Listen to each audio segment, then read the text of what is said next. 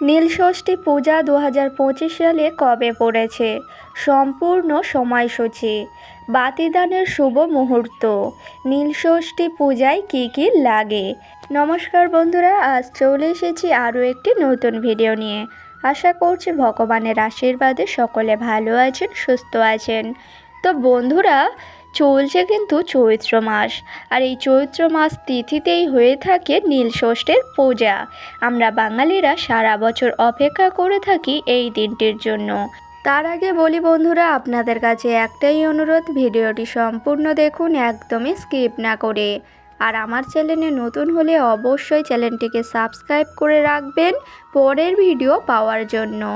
তো প্রথমেই বলি বন্ধুরা, নীলষষ্ঠীর পূজা কবে পড়েছে, পূর্ণাঙ্গ সময়সূচি, কখন থেকেই শুরু বা কখন শেষ, এই ভিডিওটির মাধ্যমে আজকে আমি আপনাদেরকে জানিয়ে দেব। হ্যাঁ বন্ধুরা, ঠিকই শুনেছেন, এই কারণে কিন্তু ভিডিওটি একদমই স্কিপ করা যাবে না। এই জন্য আপনারা অবশ্যই করে ভিডিওটি সম্পূর্ণ দেখুন এবং তার সাথে সাথে জেনে নিন যে নীলষষ্ঠীর পূজার সঠিক সময় এবং সঠিক দিন এবং তার সাথে সাথে পূর্ণাঙ্গ সময়সূচি। ঠিকই শুনেছেন বন্ধুরা, নীলষষ্ঠীর পূজা কিন্তু পড়েছে 30শে চৈত্র 1431 বঙ্গাব্দে 13ই এপ্রিল 2025 সালের রবিবার দিন।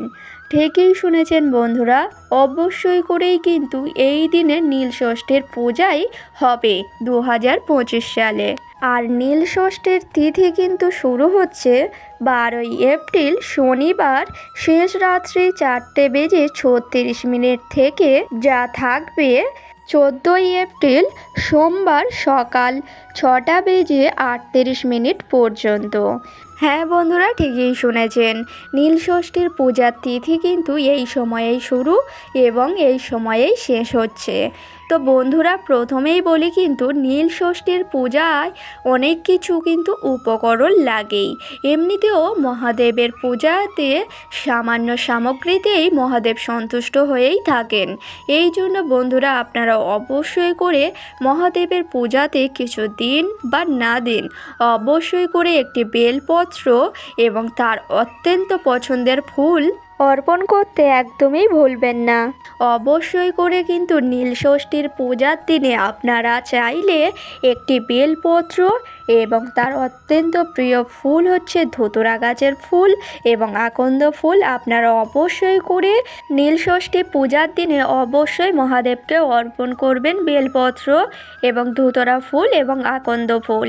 ঠিকই শুনেছেন, এই সামগ্রী ছাড়া মহাদেবের পূজা কিন্তু অসম্পূর্ণ।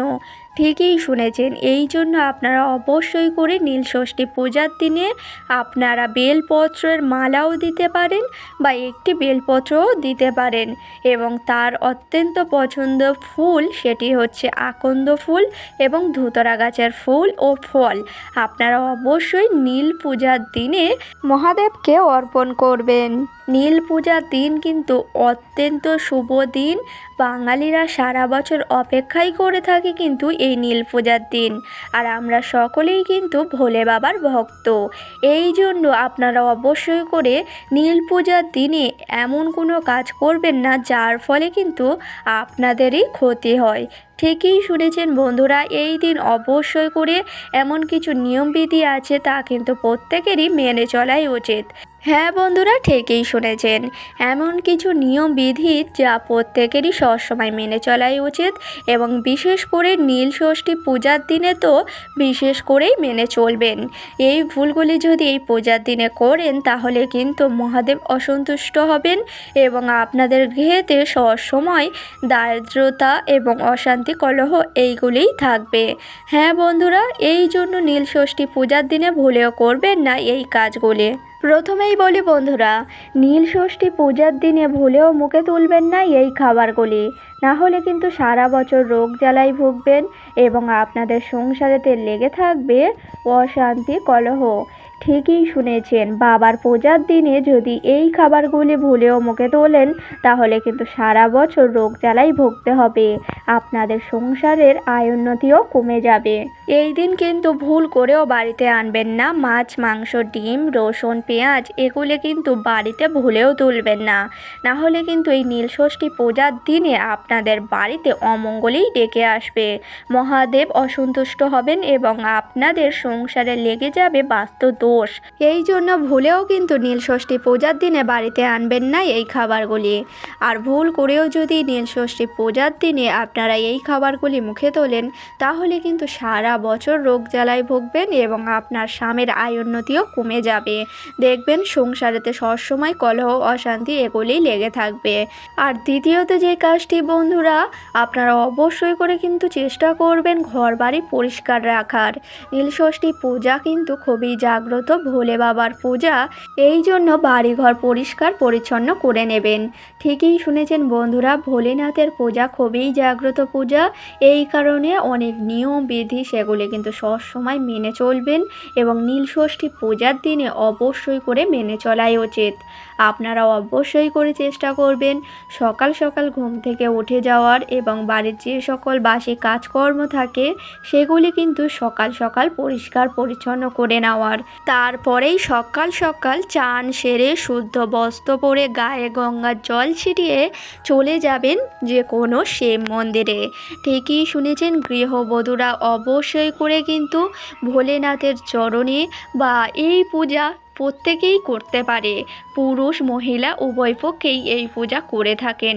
নীলষষ্ঠীর পূজা সকলের জন্যই, এই জন্য আপনারা অবশ্যই করে সকাল সকাল চান সেরে আপনারা চলে যাবেন শিব মন্দিরে। শিব মন্দিরে যাওয়ার পরে বাবার মাথায় জল ঢালবেন, আপনাদের সকল মনস্কামনাই জানাবেন। আপনারা কিন্তু অবশ্যই করে নীলষষ্ঠী পূজার দিনে ভোলেনাথের মাথাতে অর্পণ করবেন শুধু দুধ আর জল বলে না, আপনারা চাইলে পঞ্চামৃত অমৃতও আপনারা ভোলেনাথের মাথাতে অর্পণ করতে পারেন। বাবার মাথায় এই পঞ্চামৃত যদি অর্পণ করেন তাহলে কিন্তু সকল মনস্কামনাই পূর্ণ হয়। আর এই পঞ্চ অমৃত কিন্তু কিভাবে তৈরি হয় জেনে নিন বন্ধুরা। সেটি কিন্তু দুধ, দই, মধু, ঘি এবং শর্করা, এই পাঁচটি একত্রে মিলিয়ে হয় পঞ্চামৃত। আর এই জিনিসটি অবশ্যই করে কিন্তু নীলষষ্ঠীর পূজার দিনে বাবার মাথাতে অর্পণ করবেন, দেখবেন আপনাদের সকল মনস্কামনাই পূর্ণ হবে।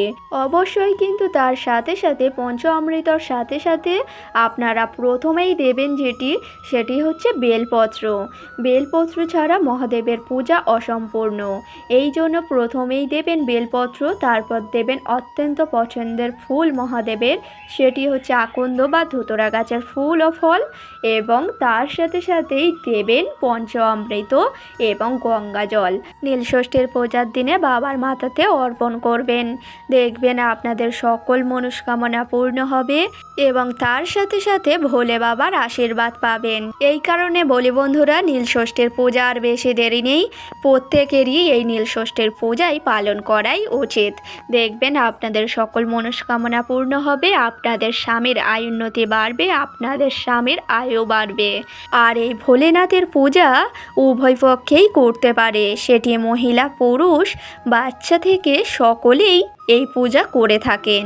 তাই বন্ধুরা সকলেই কিন্তু নীলষষ্ঠীর পূজা করবেন এবং বাবার মাথাতে জল অর্পণ করবেন, আপনাদের সকল মনস্কামনা পূর্ণ হবে এবং ভোলেনাথের আশীর্বাদ পাবেন।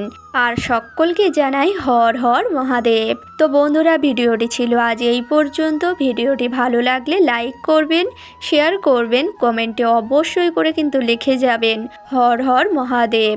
আর আমার চ্যানেলে নতুন হলে অবশ্যই চ্যানেলটিকে সাবস্ক্রাইব করে পাশে থাকবেন পরের ভিডিও পাওয়ার জন্য।